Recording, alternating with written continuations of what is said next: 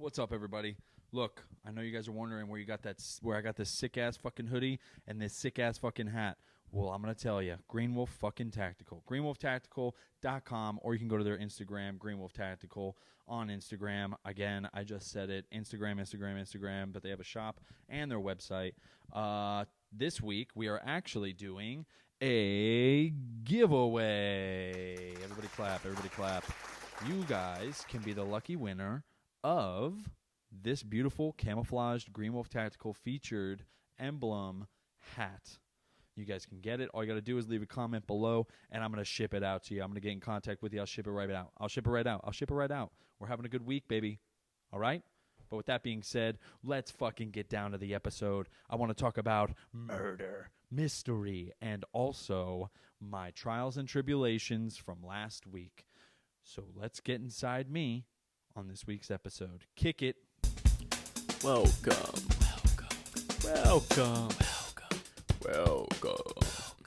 to the podcast. Yeah. Where everything is inside. What? Inside. What? Inside me? Oh, okay. So I want you to listen to everything that I have to say. Everything I want to talk about is inside me. And welcome back, everybody. Look, last week, I'm sure you guys were a little upset. The episode wasn't as funny. Look, it's hard to be funny when you're sad. When it's sad boy hours. You know what I'm saying? But your boy's vaccinated up. I'm fucking drinking water and wearing protection. I'm going fucking full health nut. And I got a microchip in my arm. What's up, baby? No, dude. Look, last week, this week, whatever you guys want to fucking talk about. Been doing a driving course for my job, and it's been pretty fucking out of control. It's been pretty out of control, a little disorganized, but it's okay. It's okay. Can't fault them for it. I mean, I can, but I can't. But hey, we're selling the house, baby. We're out of this. We're getting out of this fucking studio, right? We're moving into the next one. It's a come up. Hopefully. We'll see. I still have to make a room and look at the fucking house that I'm going into in person. But you guys understand what I'm saying. We're going to get out of the garage. We're making it out the garage, baby. Maybe have a curtain behind me. Maybe some green screen stuff. I don't know. We don't know what's waiting in store for us at the new place. But I can tell you what, I'm going to be a lot happier because your boy's coming up on a check. Your boy's going to be coming up on a check. And as the late Chris D'Elia, who is, I think, now recently been canceled, would say, nothing's going to make a dent. No dents here, buddy. No dents here. I guess he's all dented up, though, from last year. But it's okay. I'm sure he'll make a comeback.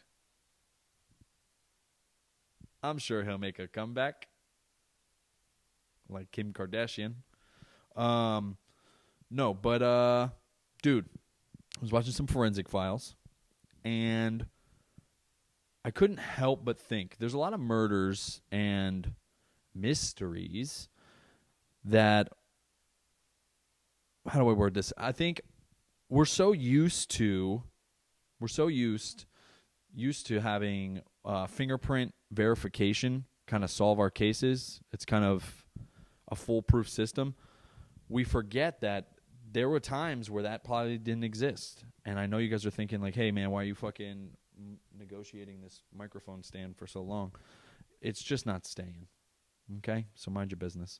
But how shook do you think the first people to get caught by fingerprint analysis were? I mean, that has to rock your fucking world. You know what I'm saying? They're like, hey, we're going to need you to come down to the station. What? Why?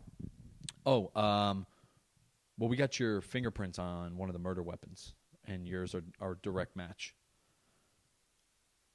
What? What do you mean? What do you mean? What do you mean? Well, your fingerprints, which are, pretty unique to just yourself, we found them on the murder weapon, and it now comes to find out that, you were missing for a couple of days after this date, which was the murder. What are you implying? You implying that I murdered somebody, dude? Off of some fingerprints? Yeah, well, I mean, the science behind it, it's pretty accurate. I would say 99% accurate. And it's new technology in crime solving. That dude just starts running away, right? How fucking shook had that dude been or girl? I'm pretty sure it was a guy though. It was like on a fucking postcard or something. I think was the first like convicted felon of I guess convicted through fingerprints. But dude, that had to have been fucking crazy. Could you imagine the guy sitting in jail and they're like, "Oh, well, how'd they catch you?" Fingerprints? And everybody's like, "Fingerprints? They can do your fingerprints? They can find your fingerprints?" And like some of the fucking dudes who were like crazy, like drawing blood on the walls, they're like, the psychopaths. Well, I painted my body completely in the blood, and the reason they found me was because my clothes were drenched in their blood. A pedophile, because I would imagine if they didn't have fingerprint analysis, then they definitely didn't have DNA analysis. So then the guy who's like, a public masturbator, just jerking and squirting, that dude got caught, and they just caught him in the act. You imagine how fucked you'd be if they could through DNA analysis, they fucking get you? Woo! But imagine how, dude, he's in jail, like explaining it, like, yeah, man, they got my fingerprints. How the fuck did they do that? Well, I guess they found my fingerprints. Come on. They found my fingerprints at the scene of the crime, and then because I'm a convicted felon, they just matched it with that. And everybody's like, bullshit. Bullshit. They're thinking he's like trying to hide something. Dude, this fucking mic is being annoying today, huh? I guess that works. Can you guys hear me now? Can you hear me now? Yeah, I'm sure you could. Dude, that's got to be fucking insane though. And then on top of that, the cops are like, "Damn." Like, holy shit. We got one, boys. We got one. And then on top of that, they're solving crime after crime. I mean, realistically, there's only a few murders that are still like pending, I think, in the whole world, of like murders at least. Like the Zodiac killer, they never caught that motherfucker. There's been a couple of shams, but yeah, that shit's crazy, dude. And then on top of that, imagine, so here's the thing. Imagine how many times you touch things throughout the day. That's it. People won't even put gloves on for corona, let alone murder. And at that time, dude, I don't even know what time when I don't even know the year that would have happened. If it was like the fucking 60s or like 70s, people are fucked. They're thinking they could get away with murder, dude. That's where the saying comes from. It had to have been so easy to kill people prior to the fucking 50s. So easy. World War II era, dude, you could have gone on a fucking spree and nobody catching you. Just move state to state. That's it. The fact that there weren't more serial killers back then is ridiculous to me. Serial killers are fucking wild, and they're literally everywhere. Sometimes I think about that when I'm in public. Like, you could be standing right behind at the grocery store. You could be standing behind a fucking serial killer or a serial rapist or a child abuser or a fucking, sexual deviant, and you don't even know it. You don't even know it. These are the same people putting out Craigslist ads like, hey, let me come smell your feet. Shit like that. Or if you're in the fucking Jacksonville, North Carolina area, apparently there's a lot of woodworkers. So you already know. Lots and lots of wood polishing happening in the great state of North Carolina.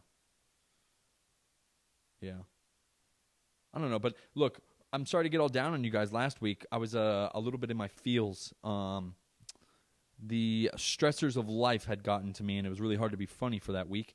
Took off from jiu-jitsu. This week I've primarily been out of jiu-jitsu just because of the fucking house and trying to deal with shit. It's stressful, and I didn't want to put that on the kids as well because, we're packing stuff up. We're doing a lot, and it's just a very confusing time, so I didn't want to, I wanted to kind of let them do what they wanted to do. They sit on the tablets, which is fucking annoying, dude. Dude, this generation of kids, their fucking kryptonite is goddamn tablets. My generation was like skateboards, extreme sports, like getting hurt. Like that was the worry for parents. Now, dude, I'm worried about my son watching fucking mod GTA videos for fucking 6 hours. That terrifies the fuck out of me. I got to take his tablet away. I got to take the TV away. I know what you're thinking. Hey, why don't you just put fucking parental controls on it? Yeah, okay. Well, the fucking YouTube videos, the motherfuckers that are making them, they put it for children. They do the fucking for children thing. So eat my ass. It's an unpreventable thing just from fucking a parental, lockdown of the fucking electronic. Now, I'm sorry for cursing, but this shit kind of gets me amped up because I don't want my kids to be all mush-brained when they're fucking in high school and they have no social skills because they've been fucking playing on a goddamn tablet for a good half of their life. Now, my mother-in-law got them for my mother and father-in-law got it to him for Christmas, and I don't like it. I don't fucking like it. I gotta fucking cut them off every once in a while, snip it, make them go outside. They're not allowed to come in. They drink from the water hose, and every once in a while, I'll fucking go out, peek, and then I come back in.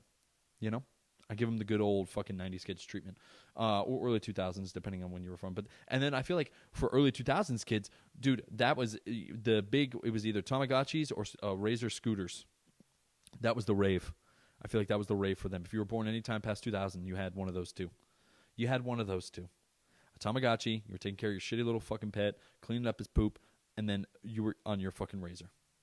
Which is why scooting is so fucking big in extreme sports now. Do you guys know there's full ass competitions of scooting? Scooting is a fucking extreme sport nowadays. Hey, take a bike, take away the pedals, get rid of the brakes, put it on the back tire. Whoop. Whole ass sport. Now, how fucking insane is that? It's pretty insane to me. And on top of that, kids are slamming pretty hard. I've seen videos of kids slamming pretty fucking hard on these goddamn extreme sports. And it's only evolving as a sport, right? Like kids are starting. I remember Nigel Hudson, when I was growing up, he was like 9, I believe. And he was a fucking prodigy. That dude was sent down from the fucking, skateboard gods to this fucking world. Him, Ryan Sheckler, they're all fucking, dude, every single one of them that started off young are fucking banking off it now. Because then they got, the Street League. Then they had all these fucking Pro-Am competitions start spiking up. Dude, I remember one time my mom fucking snuck me in to a Warped Tour. And she said the reason we got in was because she said I was one of the skaters. So, they assumed we had passes or whatever. And it was the Mega Ramp. It was, I think it was 2000. It was either 2000 or 2002 that the Warped Tour was. But they had a Mega Ramp up in New Jersey. And, dude and dudettes, I was so fucking scared because this Mega Ramp was huge, dude. And I'm like maybe 7 at the time. I think I had to have been like 6 or 7. I don't know, but this was like one of those fucked up things that my mom had put me in, because she wanted to show me a good time, but she didn't have money for the fucking Warped Tour tickets. So she did what she had to do. I get it. I would do the same thing for my kids. If I didn't have the goddamn money, I'm going to try and sneak the bitches in, And she was like, hey, kid, grab your skateboard, grab your helmet, grab your knee pads. Let's fucking get on this goddamn ramp. I was like, okay, Mom. And then I'm like confused as fuck. Like, why are we going through the back way? Why are we like sneaking in? It feels a lot like sneaking in. Looking back on it, it's because we snuck in. It's because we snuck in, right?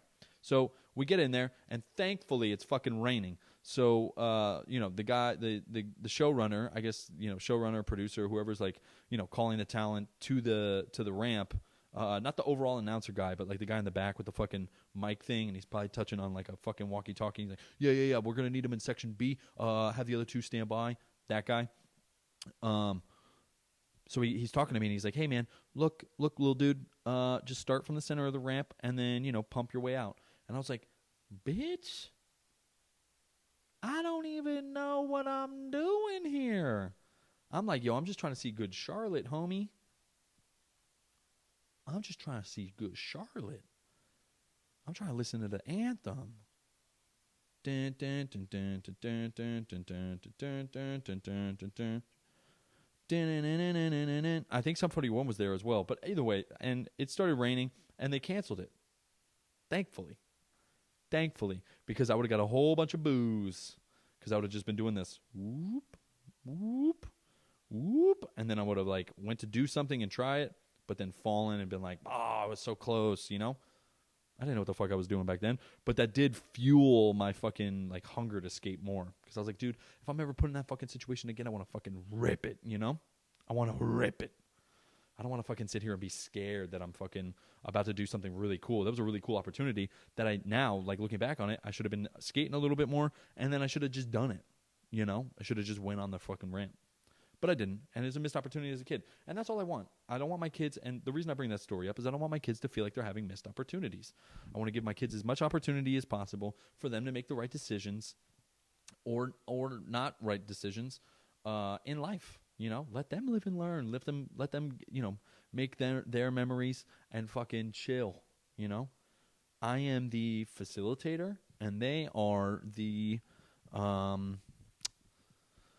sentient being that will make utterly either a good or a bad person, you know? And I want them to be good people, so I'm trying to lead them in the right way. But don't get me wrong, I lose my temper every once in a while. Losing your temper on your kids is a fucking natural thing, man. It's a fucking beast. Especially when you big broke like we are. You know, sometimes money is tight, and you know, sometimes there's just shit you can't do about that. And that's okay. It's okay for all my mama bears and my papa bears. All those, you know, the Papa Power, the fucking Mama Jamas, all my people out there with kids doing the goddamn thing. Just try and raise them to be good people. And I feel like the universe will give back to you, you know. My son's been starting to draw a little bit more. I try and get him to draw at least weekly. And don't get me wrong, these drawings are fucked up. But nothing's going to the fridge yet. But, you know, I could see his creativity starting to come through, and I'm really enjoying it. And at the new place, he's going to be going into school, so that's even better. He's going to get some social interaction. But, dude, that's the fucking craziest shit ever is watching them grow up, you know? Watching your kids grow up is insane to me. It all happens so quick, so enjoy the time while you got it. My son's like fucking this close to reading, and I didn't even put my hand up this close. Don't mind my fucking finger, mind your business. But he's like this close. Yeah, dude, and this podcast.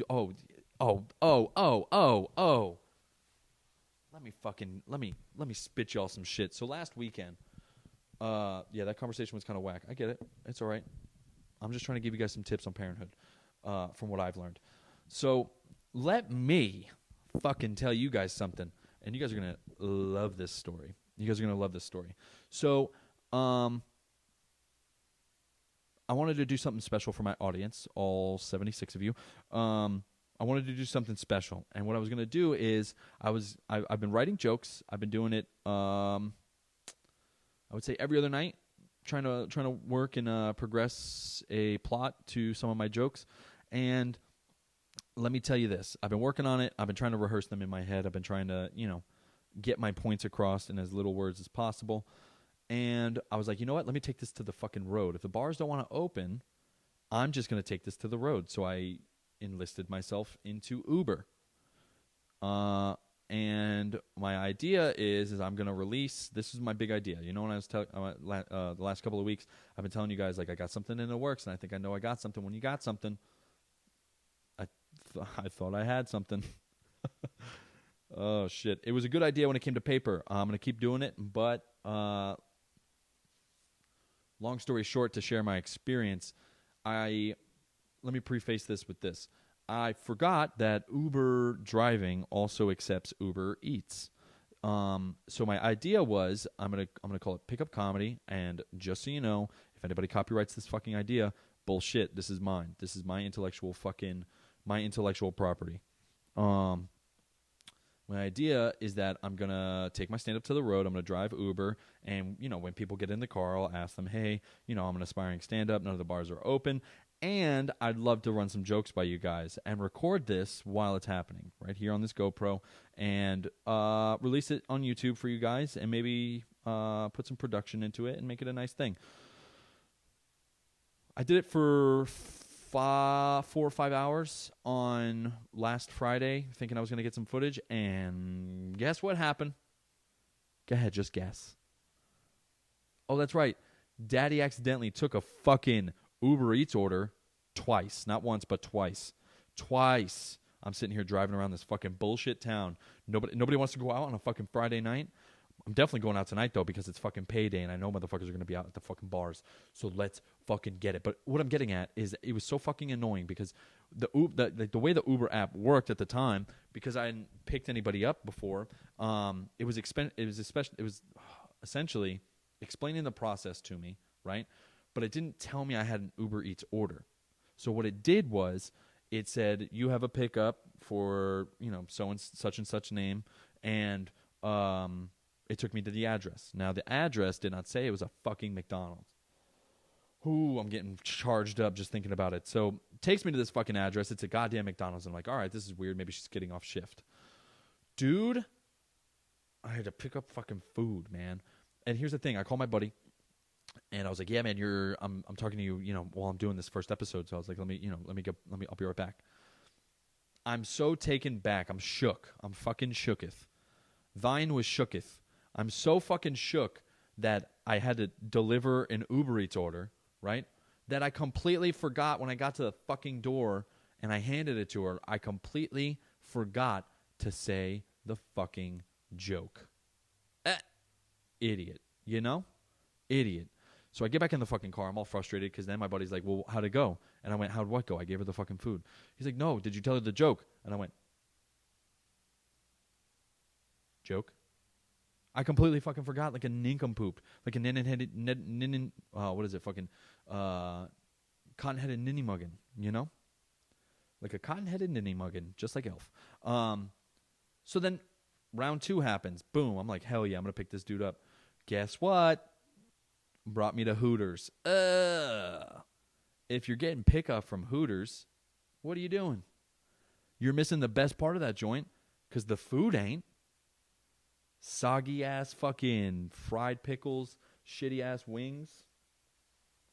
Hell no. Would never order there. Just really shit food. And a lot of the people here in town are not Greek goddesses like the motherfuckers that need to work there should look like. So I pick up this fucking food, and of course it's a fucking Hooters in my town, which is, full of fucking drama. As I'm pulling up, there's already cops there, and I'm like, whoa, am I getting fucking pulled over or some shit? I guess some weird stalker dude was trying to fucking hit up some of the ladies that were working there, and, it was a big fiasco, but I pick up the food, and I'm taking it to the guy, and I tell him the fucking joke. Now, here is the joke. I did the Dustin Diamond one. Obviously, he hasn't seen my fucking podcast, but I gave him a podcast sticker. I'm doing the fucking thing, and I'm like, I don't know if you've heard, Dustin Diamond, he's a, prominent actor known for his character Screech. Whatever. I do the fucking bit, and he's like,